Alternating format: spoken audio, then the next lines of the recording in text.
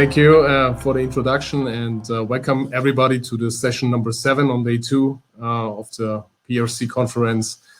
Topic today for this session number 7 is plant maintenance and operational reliability. And we are having here very good prepared presentations and looking forward to our presenters for the next 2 hours.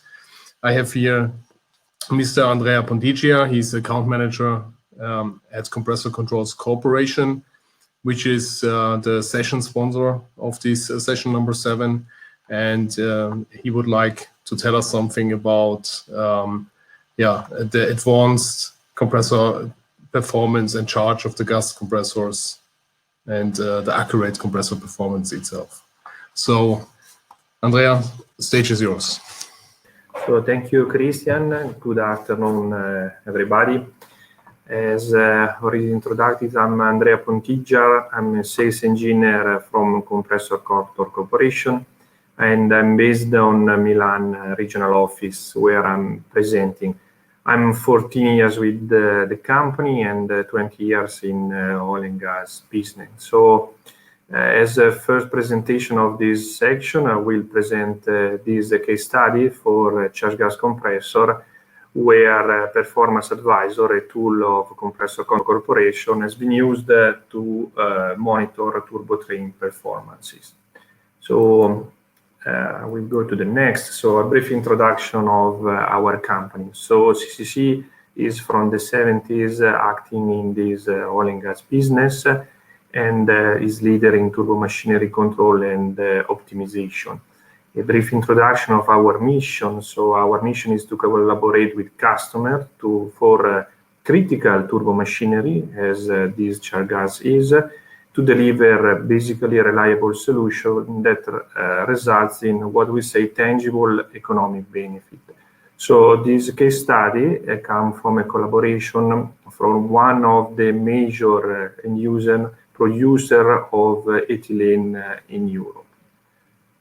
So here is the charge gas compressor. You see a centrifugal compressor with 5 compressor stages. There are intercooler in the between of each stage, and this machine is driven by a steam turbine, typically with extraction. So the charge gas compressor operates the cracked gas that come from furnaces. So due to this nature of this gas, this machine is frequently susceptible to fouling.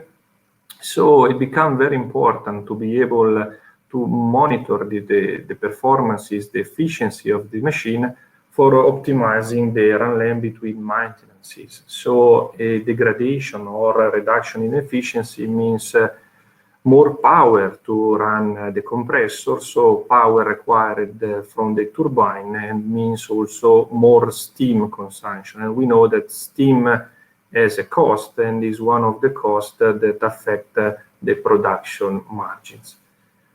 So here, let's say we have different type of performance degradation, and fouling is one of these causes that let's say degrade this performance. And in particular, if we see the charge gas compressor, the fouling is due to the growth of polymers that happen in a certain part of the process, and also deposit of material due to this heavy hydrocarbon condensation and dehydrogenation. So performance degradation, what means? So if we look at the compressor map, you see here that this is the theoretical compressor map, and we have a shift down to the left area. It means that in order to deliver the same flow and pressure, let's say the power required from the compressor stage is higher. So we need to run at higher speed, and this power is required from the driver, not from the steam turbine. So then how can we, let's say, calculate, estimate which is the deviation of the performances from what? We have actual values, so that are the performances, typically are polytropic efficiency, compression ratio, that are calculated at the current operating condition of the machine, using suction and discharge, let's say, condition of the stages. And we are comparing with the baseline value. Baseline value are the theoretical performances that are the one defined by the OEM maps and datasheet or from performance test that need to be actualized to current operating condition. So the performance deviation concept is to monitor the deviation of the actual performance against the baseline performances. So what we see here is, let's say, is a chart that describes how this deviation algorithm works. So we start from inputs, and here, as anticipated, we have compressor maps, datasheets. So these are theoretical and design input that goes in the model that characterize the compressor or the turbine. And we have actual measurement that come from field, from transmitters. So these measurements are used to calculate the performance indicators, so using thermodynamic equation, but as also used to actualize the model to actual suction condition of the machine. It needs to be noted that all these calculations need to be performed at the steady state conditions. So the system is determining also when we can consider, let's say, the process in steady state and do this calculation. Then, when we have the actual performances and we have the base performances that comes from the model, so we are able to calculate the deviation actual versus the baseline. So for this particular compressor, the charge gas, we adopted this algorithm, this deviation algorithm, for each compression stages. So it needs to be noted that, let's say here we have 5 stages, and for each stage, the suction conditions are depending from the preceding stage, so are depending also of the efficiency of the stage that is preceding, and also the condition of the intercooler, because also intercooler are subject to fouling. So I want to present here some major results. So if we see here, this is the graphical visualization of the outcome of the tool, and we are looking at the compressor section 2. So what you see here, this blue line are the compressor map actualized to the actual suction condition of the machine. And here in yellow is the performance curve corresponding to the actual speed, where we expect the operating point to be if the machine is performing as the theoretical maps as given by the OEM or from a performance test with machine clean. The result here on this case study, what we noted that for this second stage, the point is operating far below from the expected. And if you see on the left side, we have a drop, the actual efficiency is about 0.6 and versus a base that for this actual condition is estimated, calculated from the model 0.85. So we have a drop in efficiency from the theoretical one about 25–30%. So it means that to deliver the same head and maintain the flow, so these compressor stages require more power that should be, let's say, absorbed from the shaft and given by the turbine. So moving forward, and if we look the next stage, so stage number 3, what we see here, these are again the maps actualized. We see that the operating point is not so far where it is expecting at the current operating speed. And in fact, we see that the efficiency of this stage is not so far from the theoretical. Obviously, theoretical is the optimum, so it's 0.83 with this suction condition, and while efficiency is calculated 0.75. So it means that this compressor, this stage, is not subject to fouling like the previous one. So typically the growth of the polymers is across to the second stage of the compressor. But what we need to understand is that due to the fact that the preceding stage is not delivering what, let's say, at the design condition, So this stage need to elaborate more flow or need to run a different speed to sustain what is not delivering the previous one. So if work at good efficiency, but is absorbing more power because it's not running at its design condition. Okay, so we see this if let's say the same situation is for stage 4 and 5. But if we go here and see what it comes from monitoring of the steam turbine, that let's say is a steam turbine with the extraction, what we see here that at the actual condition where when the plant was running here, we see that to deliver the extra power that required to maintain the same production level, the turbine has, let's say, has an extra throttling from steam. So it is being managed a little bit above its limit. In fact, if you see here, the actual efficiency for HP stage is 0.57 and the base is 52, but this is due to the error from the model because we are operating outside the limit. But what we should note here is this one. We are operating this, with this extra throttling to give basically the extra power to maintain the production level.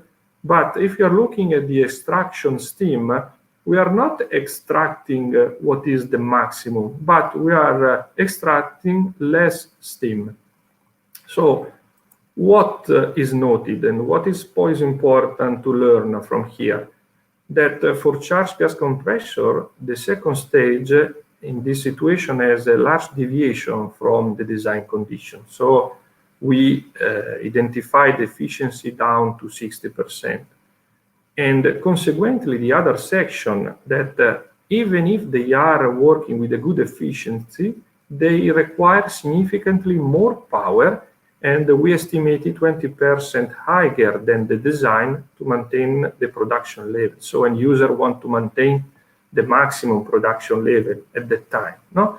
So due to this situation, what we learned that the turbine is operating above its power limit, little above, but this is a consequence that there is a reduction of extraction steam flow. And let's say the number was estimated about 8 tons per hour. But if you know, let's say the steam network of an ethylene plant, so the steam that is extracting from this charge gas steam turbine feed the medium pressure steam header, we are connecting the other turbine for the refrigeration cycles. So this missing of steam coming from this extraction need to compensate it by some auxiliary boiler at this plant. So here, this reduction of steam, let's say, is very valuable for the MP steam. And so the extra cost, especially to feed this additional steam that is missing from these auxiliary boilers. So here in numbers, so what we understood that there is this increasing power consumption that push machine to operate near the limit. We see that we have a reduction of steam extraction, and especially this reduction of steam that need to be compensated is increasing production cost, other than collateral effects that are, let's say, related to vibration, not due to the growth of this polymer or the rotating part of the machine.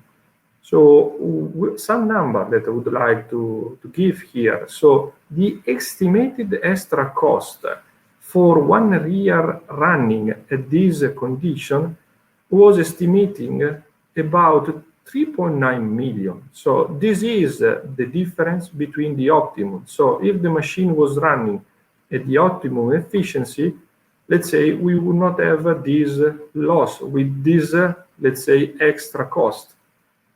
Then having, let's say, the estimation of the extra cost, we can do some action analysis. What was the analysis? So 1 year was remaining to the turnaround, so prepare for advanced, let's say, do, let's say, in advanced maintenance, cleaning the machine and so on. But this has impact on loss of production, has impact of timing, so the time requiring 40 days to do the general turnaround, versus other solution. Other solution could be using chemicals to do a shock clean of this machine. And which stage cleaning, we have seen that the stage 2 was the one that was impacting the whole train, basically, or do other action. So at the end, each one of these action with advantages, disadvantages, and also with constraints, because let's say we need to deliver the ethylene also. So here we are able to evaluate the cost of each possible action. We have the action time, so because each action has a defined, we can estimate how much time requires. We have the time before the next turnaround that is coming, and so we can estimate the payback. So at the end, to give you, let's say, how was the final solution, so the end user here decided to go for a cleaning, for a chemical cleaning. And so here are some results that has been shared with CCC that, let's say, are giving some numbers. So we are looking at the stage 2, and over 3 years, so the efficiency was dropping about 14%. Note that, let's say, here we are starting from this efficiency. The one that we are calculating from the model was the theoretical and machine clean. But here, the drop in 14%, they made the decision, let's say, to build some tie-in in the suction pipe of the stages, install nozzle, and temporary cleaning skid, pumping skid. And in 4 months, they got here a recovery of efficiency of 10%.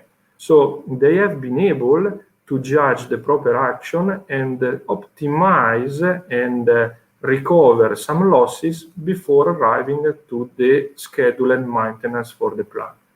So the message that we would like to give here is that if you are able to monitor performances and to understand where exactly, let's say, is the source of this inefficiency, we can do, let's say, we can develop and implement solution and optimize, let's say, basically the maintenance, because in this case we arrived to the maintenance turnaround without losing, I would say, 1.5, 1.8 million, and this is impact, let's say, on production costs, so less cost, more margin.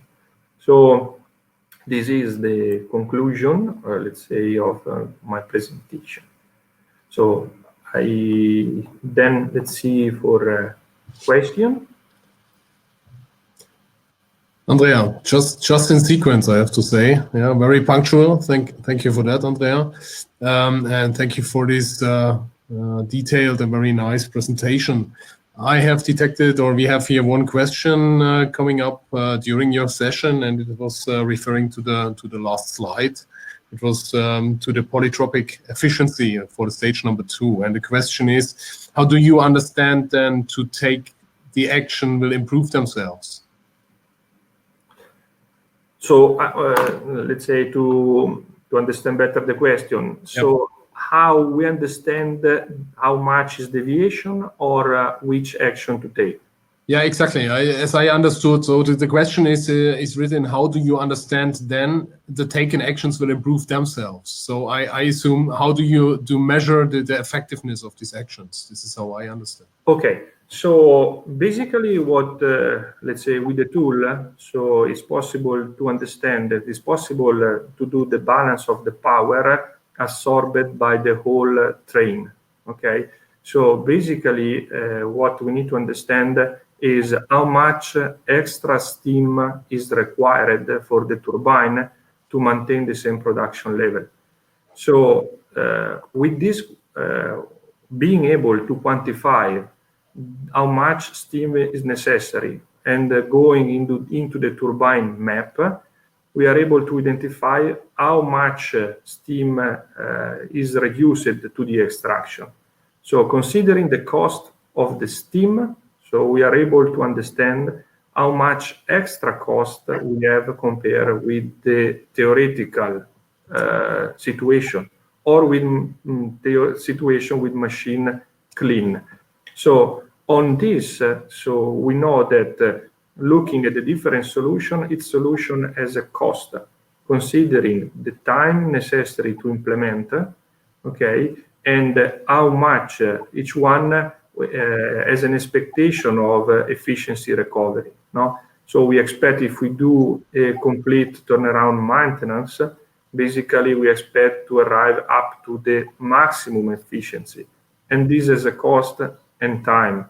So, and a remaining time to arrive to the turnaround. So if we do a chemical cleaning, the expectation was to recovering a certain percentage of the efficiency. So by evaluating this delta efficiency, we are able to understand how much cost basically we are able to recover. So, and this is how the judgment is done.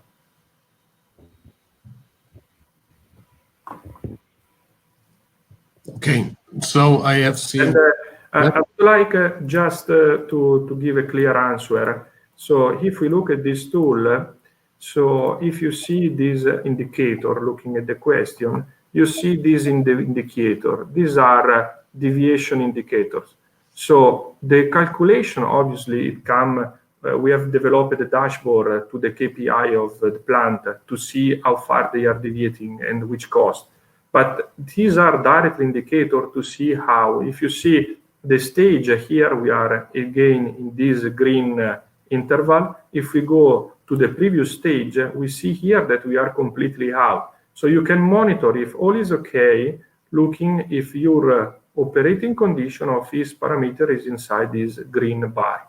So this is a directly, let's say, view for the operators to make some quick judgment also. Are there other questions? No, I don't see in this moment from the chat. No, I see the response to your explanation to the question, and so the thank you very much shows me that it is very well explained. Yeah, and there are no more questions from the audience so far. Okay. Thank you, Andrea. Thank you very much for the presentation and these interesting inputs. Thank you. Thank you. Coming to the next session directly, it's coming from Mark Dreser. He's sales manager at Yokogawa, and Mr. Michael Kopf as field safety coordinator at Borealis in Schwechat. And the topic will be people and their role in the safety culture. And Michael, I hope everything is solved and we can start now with the presentation. Stage is yours. Thanks very much. Yes, everything is fine now. Yes, my name is Michael Kopf. I'm working for Borealis since 2007 in several roles. At the moment, I'm working as a field safety engineer in Borealis Schwechat. Maybe go to the next slide to show you. In Borealis in general is a producer of polyolefins, base chemicals, and fertilizers. And we in Schwechat are producing approximately 1 million tons of polyolefins per year for infrastructure, advanced packaging, and automotive applications. We operate here in Schwechat 2 polypropylene plants. One is a Borstar PP plant, then 1 Borstar polyethylene plant, and 2 low-density polyethylene plants. Furthermore, we have 1 compounding plant, and we also host a Borstar PP pilot plant. In total, we are around 550 employees. And as you can imagine, there are lots of operative work and maintenance works where we actually need a good work permit system. And there we come to the topic. In Schwechat, we are using work permit system since a long time, actually. And until 2010, we had a paper version of this work permit system, which also was developed over the time, of course. But in 2010, the decision was taken to go for electronic work permit system for a few reasons actually.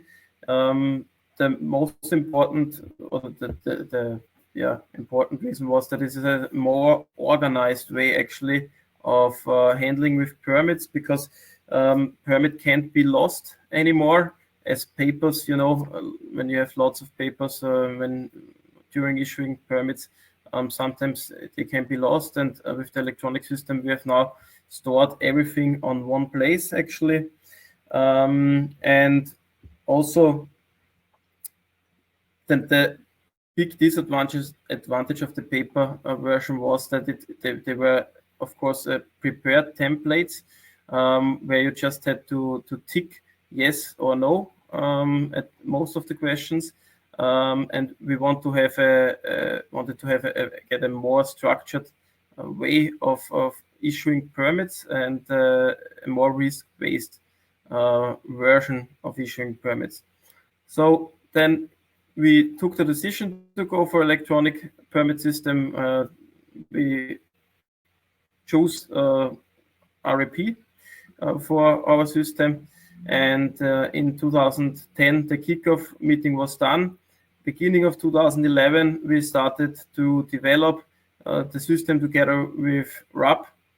You can imagine it's not that easy when you change from a paper version to an electronic version, and it actually we didn't want to change anything, but we also don't want to change RAP in their way of working, because that was actually the tool we have chosen for many reasons, and so it was a quite good way together with RAP. And then we did a pilot run first in one plant area to get a feeling how it works in our environment, actually, how it works, all the things works. We worked out together, and after a positive pilot run, we came to the implementation of the new system on the whole location. And to be open and honest, I was at this time in another role as a technical trainer in one plant area, and I was also very skeptical if it's really the right way, but I will come back later and give you my personal feeling now about it. But that is just was actually a sign for me that change is always a hard thing, and will be good prepared. And so I think after all, it was a good prepared implementation. We had actually not much problems at the implementation itself. And we all know in 2012 that we have now 5 years time to get used with the system, because in 2017 we had the first big exam actually, or let's say the big milestone turnaround with the new system. And also for the turnaround we developed actually a kind of special system together with RAP. They have a kind of a turnaround module, and we fitted this module then for our needs, and also had a very good turnaround actually with the electronic system. So let's go to the next slide. As I said before, change is always a challenge, and the implementation needs to be prepared very properly, because it really takes time that the people see the advantages also of the electronic system. As I said before, I'm now absolutely positive. I think absolutely positive over the system, and I think that the change was absolutely right, and we have much more advantages through the system. But at that point of time, I was also skeptical, because I did not see all the advantages. So the intensive training actually of all stakeholders is here the key for success.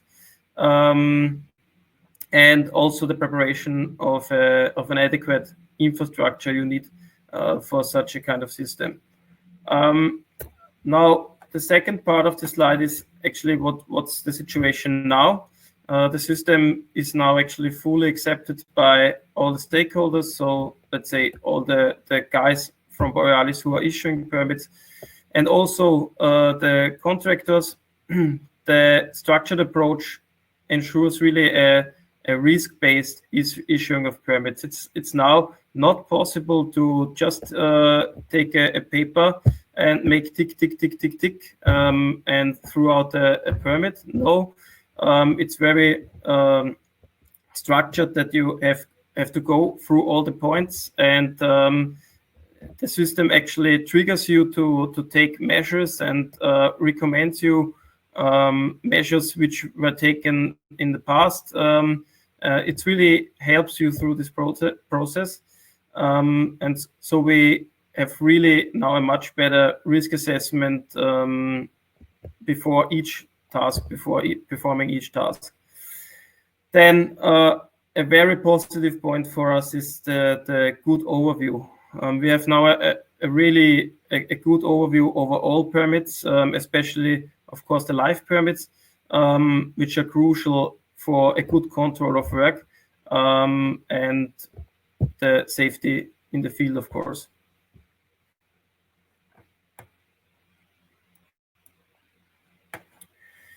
Yeah, then how did the system improve, and how did we improve the system, and how did the system improve us? Of course, there are two sides of the coin. On one hand, the system, we implemented in the system this turnaround module together with RAP, which really helps us out in turnaround times. Also, in this, let's say, preparation time for the turnaround, we developed a rotation check procedure for motors, because in turnaround times we had to check hundreds of motors, and so the normal way of working would have been too exhausting, or let's say would have taken too much time. So we were looking for a way to don't minimize or don't reduce the safety, but be a little bit more efficient. And so we together created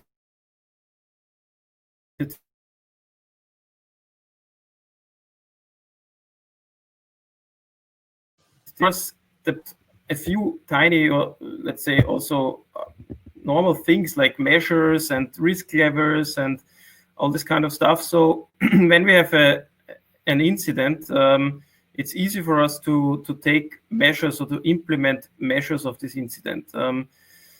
Let's say just a short message to the people when they are issuing permits, or let's say a new measure for an icon when we are working with, let's say, a drill machine, that we put there a special measure for this icon.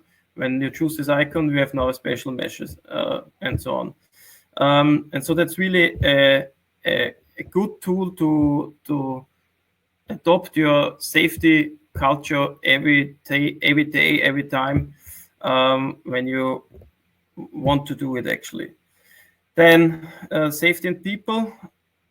Now we have no permit issuing without structured risk analysis and safety talk. Okay, I just read the question. I will answer it after that slide.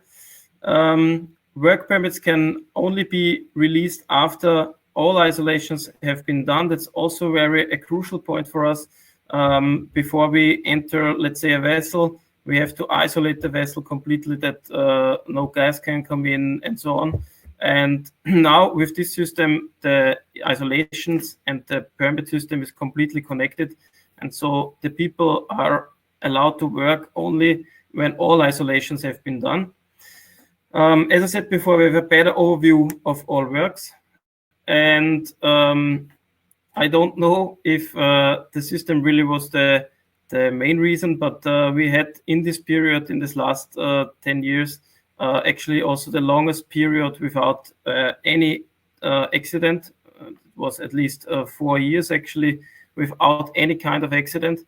And yeah, from my side, I don't find a reason why the system shouldn't be a very important part of this performance actually, because we came through a big turnaround without any accident, and this is all from my side, from my point of view, actually a result of a good control of work.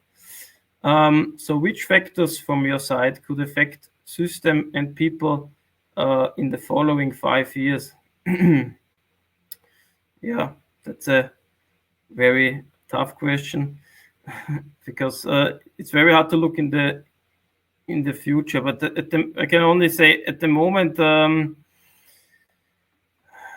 sometimes we have the feedback that especially older people have sometimes problems with the handling of the system, and I think let's say the technological development will help us here to get, let's say, much better solutions. Like RAP offers a mobile version for the system where you can do some things really in the field, and that would help us with many things actually, and make us more effective. So that could be actually one thing which could affect us actually. Okay.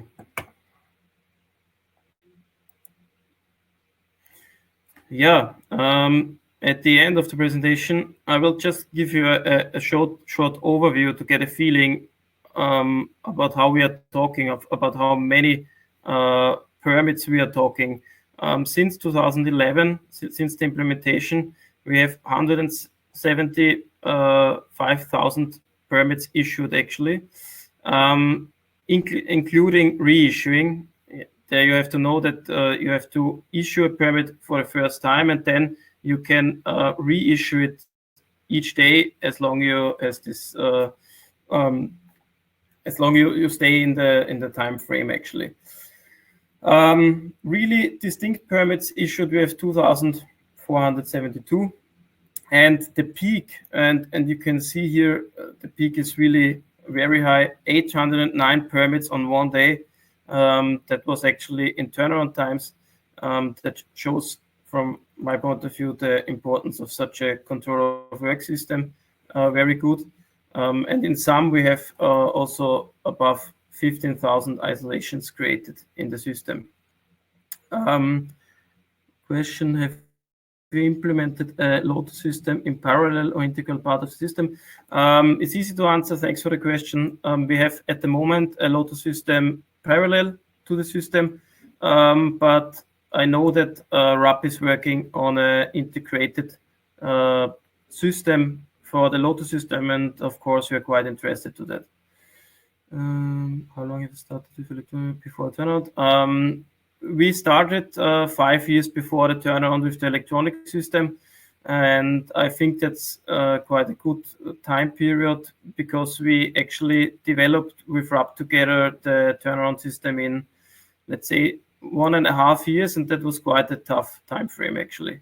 So, and before you develop the turnaround system, you need, of course, experience with the normal system, and so I would recommend this 5 years at least. Are there any other questions? Because I'm also at the end of my presentation.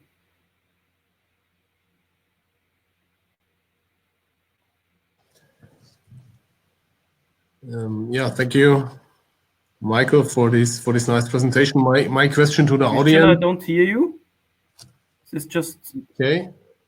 My problem again? Then I reload the page. What about the others? You hear me? Okay, very well. Yeah. Question to the audience. Now we lost Michael, but are all those questions answered? Are there any more questions from you guys? I see that we still have Mark with us, so he could also answer some questions.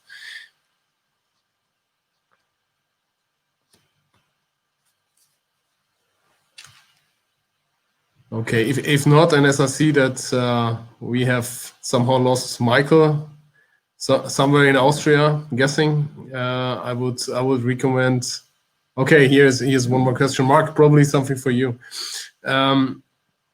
Did you have anything in particular that helped you to go on regardless pandemic?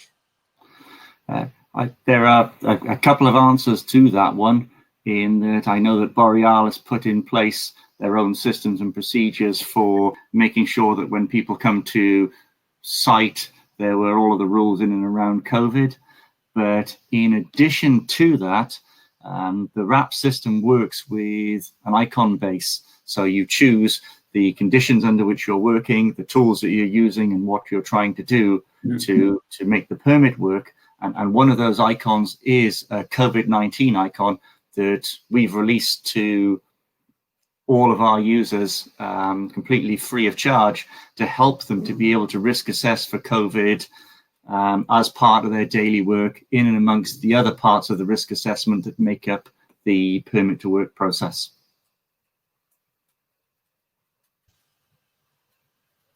Okay, thank you. I made a note. We have no accidents since 4 years in this in Borealis in Schwechat, so this is also a good input out of this presentation. I'm happy that it will take also in the future like that. How do you see it? How is it in correspondence to this electronic permission system what you have installed there? I think it makes a significant difference, because with a paper-based system, particularly in a turnaround, it's easy to be tempted to launch all of the permits into the system as the total job of work. Whereas with a digital system, you can set in place the measures that need to be there to get rid of dangerous simultaneous operations, or to manage exclusions so that one group of people working on a section of site can't be put in danger by another group working independently of them. And that's a cause for quite a lot of accidents. The other thing that the system allows you to do that makes a big difference is it puts the human element back into it by asking for feedback on how the job of work went. So it's easy to take the lessons learned and notes from maintenance, notes from the team, things that were observed during the work, and apply it back into the system. Because as we all know, learning the lessons from the past is incredibly difficult. That's why we keep getting fertilizer explosions around the world, including the one in Beirut recently. So the system is designed to close the loop on feedback. And I think that makes a big difference, because it is always all about the people when you go 4 years without any kind of incident.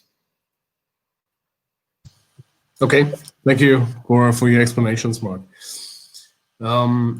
If there are no more questions from the audience, I would close this presentation and would then take the spare time to introduce Vitaly Tatarinov, application engineer at Burkhardt Compression, working at the service division in Switzerland.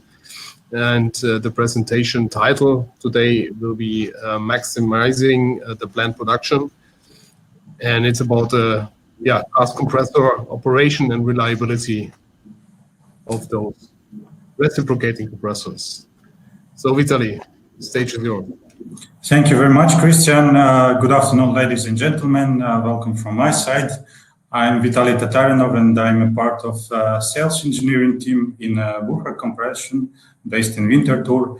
And basically, my team is responsible for development of upgrade and revamp solutions for recipes. And one of the examples which I would like to show you today is about compressor capacity optimization. You can optimize, depending on the needs, compressor capacity by reducing it or by increasing it. There are also interesting projects which are related to the change of the gas composition, suction and discharge pressures, and so on. And in this particular case, I would like to discuss about reduction of capacity of reciprocating compressor and associated improvements on the design side of the components and parts aimed to increase reliability of the machine. The compressor which we speak about here is located in Europe. The client, the company, is an active player on the oil and gas segment in Mediterranean region, both in upstream and let's say downstream applications. When the upstream application is located offshore, downstream units, including gas treatment and preliminary processing, are based on the coast. And actually, this is a place where the compressors are located. So we speak about two Burckhardt machines of BS type.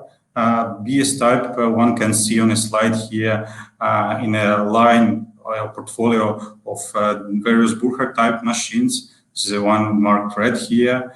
These are two compressors with, let's say, two stages, two cylinders, horizontal opposite layout for a compression of mixture of hydrocarbons and H2S gas. This is a lubricated machine. Two compression is realized from 3.1 to 11 bar absolute pressure with 490 RPM speed and 200 millimeter stroke. This brings us about 3.3 meters per second of a mean piston speed, and in total this is a volume of around 5,000 normal cubic meters per hour.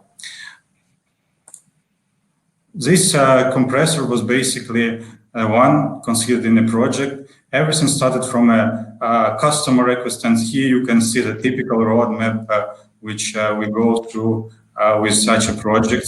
When after receiving of a request, we get from a first result on feasibility check whether it practically possible to realize the or reach the required parameters. And next step, defining a project scope or a scope of the study to prepare a basis for engineering study itself. And results of this study with several alternatives are itself a basis for a revamped project of a reciprocating compressor. In this particular case, the suction and discharge pressure of compressor should stay the same. However, the flow required by the process was reduced to nearly 40% of the present value, from 5,000 normal cubic meters per hour to nearly 2,000 hours. Two parameters such as speed and motor power will remain variable, means we could basically play with them to adjust the requirement, to adjust the compressor to requirements of the customer. Important to say that along with modifications required to change the capacity, also let's say careful overhaul of the machines has been offered, in this case by Burckhardt, and was agreed. So the compressors itself, they have been delivered to our production plant in Windhoek for an overhaul.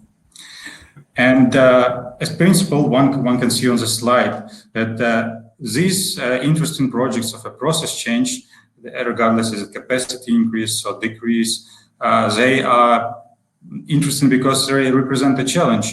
You have existing system with several limitations, several restrictions. You have to build in your solution in this system. Often these projects, as it is existing equipment, they have a time limitation for realization and execution. So you have to be fast, and this is often plays an important role to select an alternative. But once we collect this data about restrictions and limitations and the initial things, we go to basically a various simulation of alternatives on the thermodynamic side with a recalculation of pressures, temperatures, flow and power consumed for several scenarios, and on the mechanical side defining rod loads, torque on a shaft and so on, which brings us several alternatives filtered out, which we considered from time, cost perspective. And for some cases, we also do this new or reuser analysis when we compare, let's say, scenario of revamp to complete replacement of the compressor. So this process has been done in this case. Just as a several facts about the possibility to influence a compressor capacity. I'm speaking about reciprocating machines. So this is a positive displacement machine. And one of the things which you could do is to influence a swept volume of a machine, a geometry of compression chamber, change in the piston diameters, or varying a stroke. Yes, there is also a possibility to influence volumetric efficiency by changing clearances in dead centers. Compression from single acting to double acting or vice versa also definitely have an effect, as well as a number of stages and cylinders. On the other side, you have also possibility to change rotating speed of machine, which is nearly in direct proportion to capacity, the first approximation, and process conditions. Changing the suction pressure or temperature, one would change the capacity as well. On the other hand, why the projects as such are interesting, because you have limitations which you must consider. One of these things is piston speed or mean piston speed, which is important if you speak about increase of capacity and the way to increase it. You have certain limitations here. Of course, you deal with existing frame and parameter like a combined rod load, or how we call it in Bruker, the pin load, is also limited. So it limits a load in one crank, in one compressor throw. And of course, let's say frame itself has certain limitations referring to particular compressor type. On the other hand, if there is some large changing on a pressure side, for example, also auxiliary equipment such as gas piping must be evaluated and checked in details from a pressure class. And if there is a material gas composition, also the same should be done for materials of compressor parts and auxiliaries itself. Anytime when we speak about change of compressors, it of course means optimization of a valve, or dynamic of opening and closing of suction and discharge valves. It's a very important factor here as well. Several alternatives we have analyzed in this particular case when we would need to decrease the capacity. Option one was to go with one cylinder, one stage, instead of two-stage, two-cylinder compression, keeping the same motor. Second option was basically for us, again, one stage, one cylinder, but with electric motor with a reduced RPM. The advantage of the second option, that reducing the RPM and keeping the same cylinder of the first stage, is basically you can reuse existing cylinder. However, the final option which was taken is to leave two-stage compression for a good efficiency, keep the same RPM, and use cylinders which are optimized for required flow. This option has also a big benefit that the piping, gas piping of stages remains the same without modifications, and it was beneficial. Another consideration here is also to look at forces and moments which compressor produces acting on foundation. So inertia forces and moments for original layout are shown on the slide here in red. And if we would make a, let's say, single active crank execution without a piston rod and piston on other side, that would mean immediate increase of inertia forces and moments, which are for two different options depicted as brown and green on this slide. And a chosen option with two active cylinders are shown here in purple. And because of actually reduction of the size of the pistons and reduction of the weight, we could actually achieve even a lower impact or lower inertia forces acting on foundation in this case. Another interesting and let's say relevant parameter here is once the capacity is reduced, stay with existing motor or make a change out. And this graph on the right, it shows a typical asynchronous motor performance curves for efficiency versus consumed power. And of course, if you reduce power which is consumed, and you have a less percentage of rated power, efficiency of the motor drops down as well. So this is a big benefit actually if you would use a motor suitable for required power consumption range.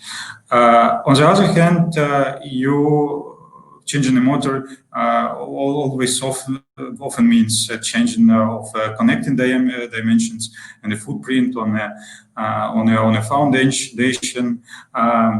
Electric connections can be changed, and it's often also requires a new coupling. For a new coupling, torsional vibration analysis has to be done.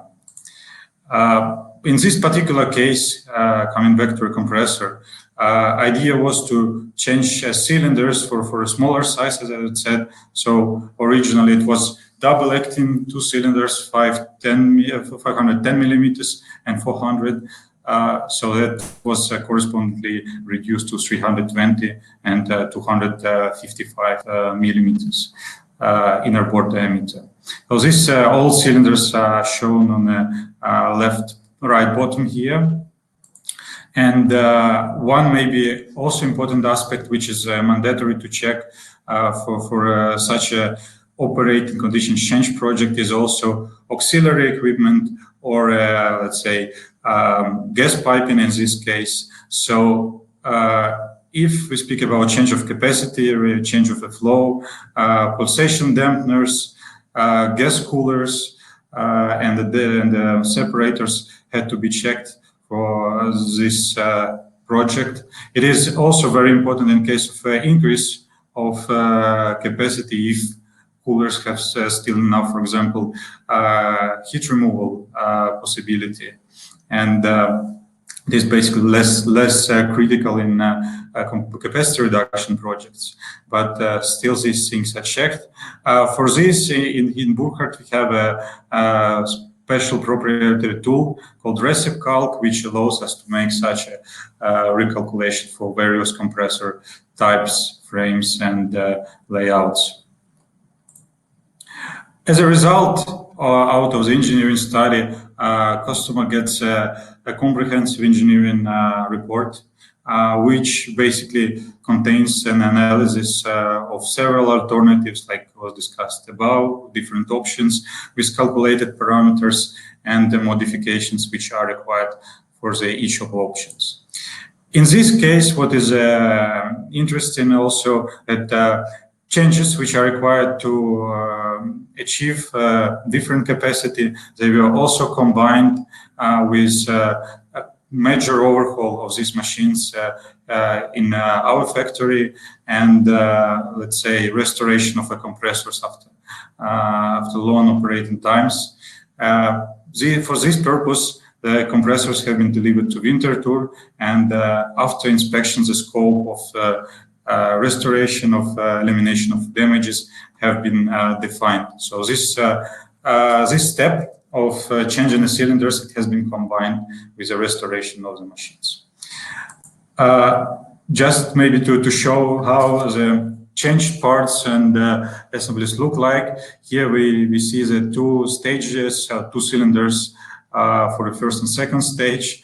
It is a complete assembly, including piston rod and then a piston, pressure packing, and of course, we took this as an advantage, such a large modular assembly change to improve the design of components with recent developments in a compressor design.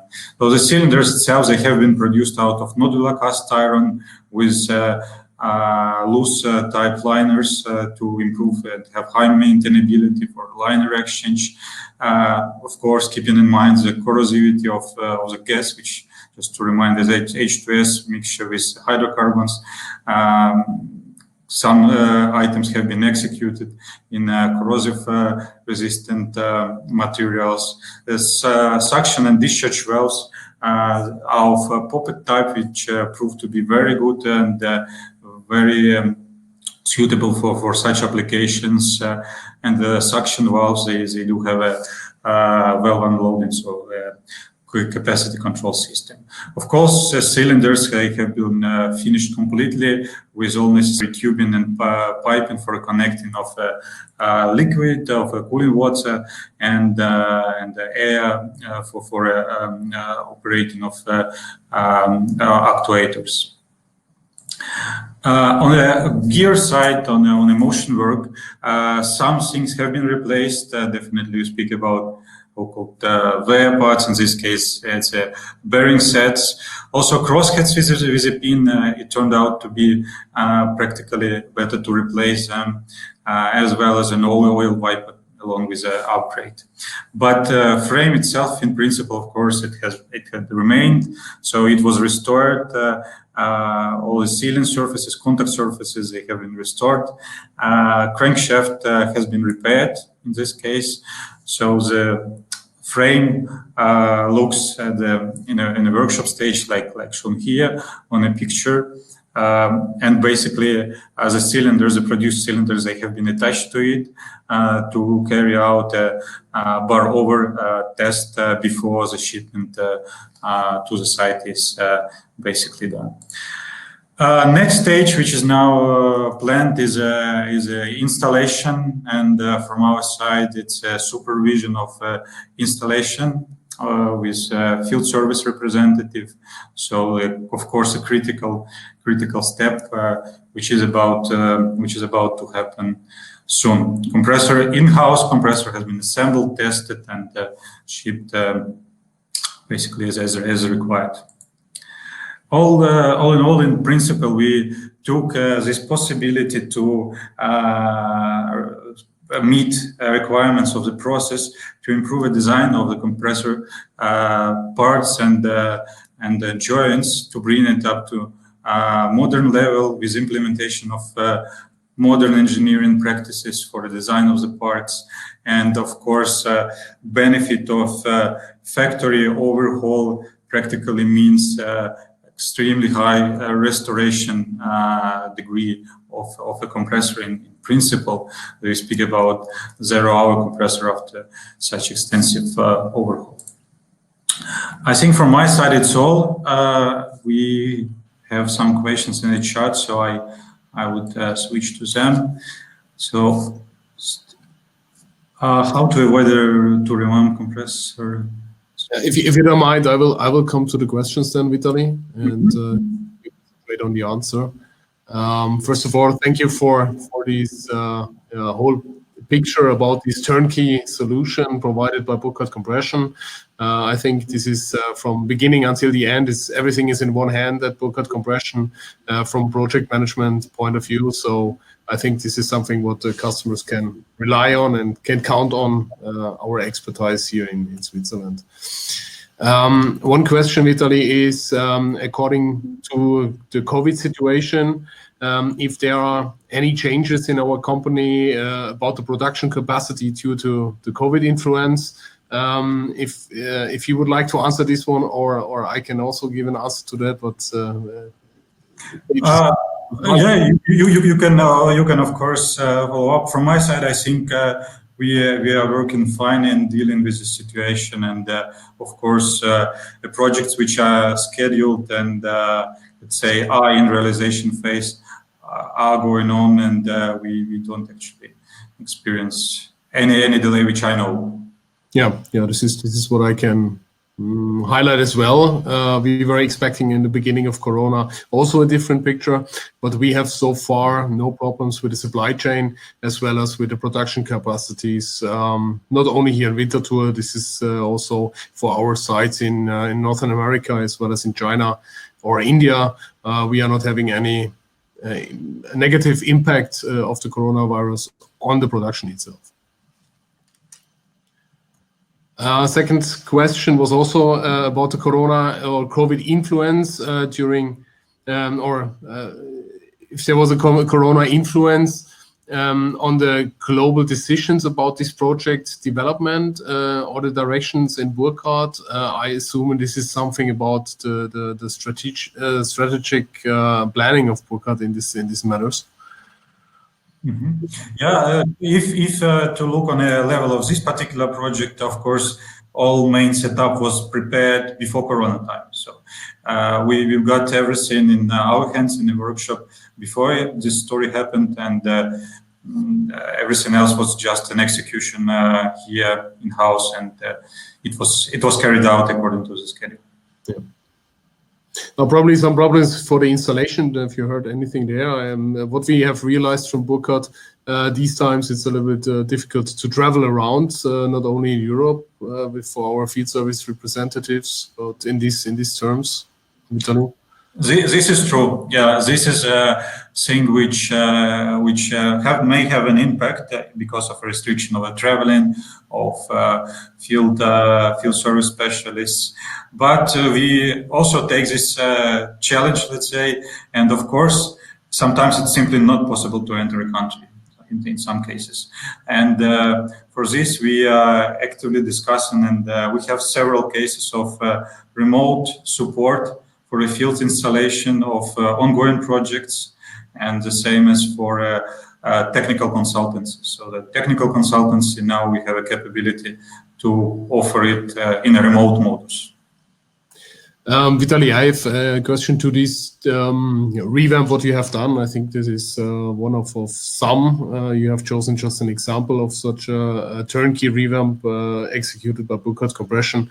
Are there also some special modification in order to increase the lifetime between the overhaul or the meantime between the overhaul to increase also these operating window of the machine itself? Have there been?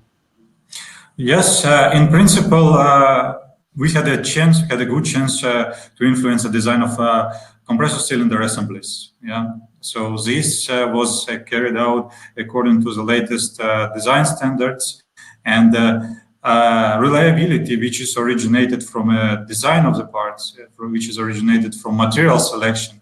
For example, for pistons, for piston rods, for a liner, for wear components especially. So if you talk about this trinity of valves, of pressure packings, and piston and rider rings, of course, proper selection of material and design is crucial for extension of time between overhauls.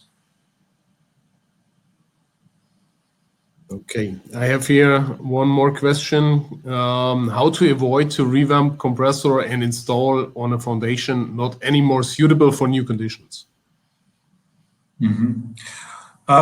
Just if I understood the question correct, for a foundation, basically two comments.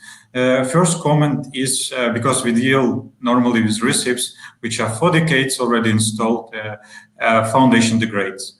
And of course, if we speak about such large projects, especially revamp of compressor, foundation should be examined, and if necessary, it should be repaired. Yeah. So for this, we have a procedure. We can go on site to make a check and prepare to define basically if the foundation is necessary to be repaired. There are different technologies now available. Special ones for repair of a foundation, all this epoxy grouting, fixation of the cold joints in foundation. That's one thing which we have to take into account. If we speak about the second thing, when, let's say, new conditions are requiring, let's say, they lead to high inertia forces, they lead to high inertia moments, and the foundation, we are not sure if it's big enough. Of course, civil engineering should be consulted. If existing foundation size is okay, and this is pretty much a kind of design check by civil engineering. So normally specialized companies can do that as a part of the project. Vitaly, there's one more question coming up. Do you think you will keep the remote technical assistance for some situation once the situation gets back to normal? In principle, I'm also involved in several projects, let's say several consultancy supports now. I think it's a good tool. It has benefits. You know, sometimes the situation is requires so fast action then you need immediately get in contact, and with the application of modern, cameras, video conferencing, photos, you can do it support really in hours since their request appeared. So I think yes, yes, I would expect it will be kept for some cases. Okay. I think one more benefit with such a project is you were mentioning that we are talking about reciprocating machines, mostly 30, 40 years old or even older. Sometimes the manual is not available anymore. So I assume whenever you are implementing new parts in this compressor, you also make an update of the manual. You have new data and new serial numbers for those compressors then later on, which helps then also the operator to buy these spare parts in the future, right? Yes, so of course, such a large changes like a change of the cylinders, they should be documented properly, and spare part catalogs, P&IDs, manual instructions, they all must be updated. This is for sure critical point.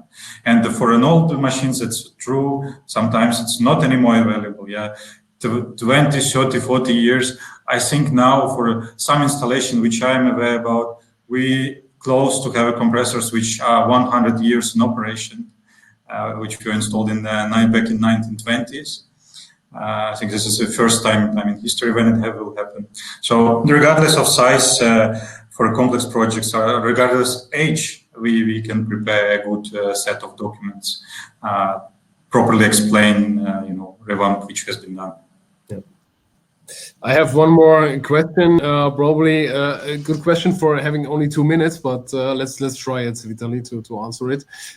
As long as the conference touches upon the topic of circular economy as well as green movements in downstream, what is your company, so company Burkhardt, view on this perspective from the side of compressor production? There are, I think, very big set of discussions for these topics. On, let's say, my side of existing machines and upgrades, we of course deal a lot with optimization of projects. This means capacity optimization, energy optimization, as well as environmental in terms of tightness of the gas compression, improvement of the sealing technologies, which are basically, let's say, all lead to improvement of efficiency or environmental performance of a compressor. Okay, thank you very much.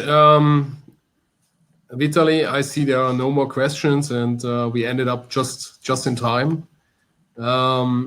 And I see now our friend from PRC is joining us as well to give further instructions how to process now for us. Thank you, everyone. Thank you. Yeah, thank you, Christian. Can you hear me?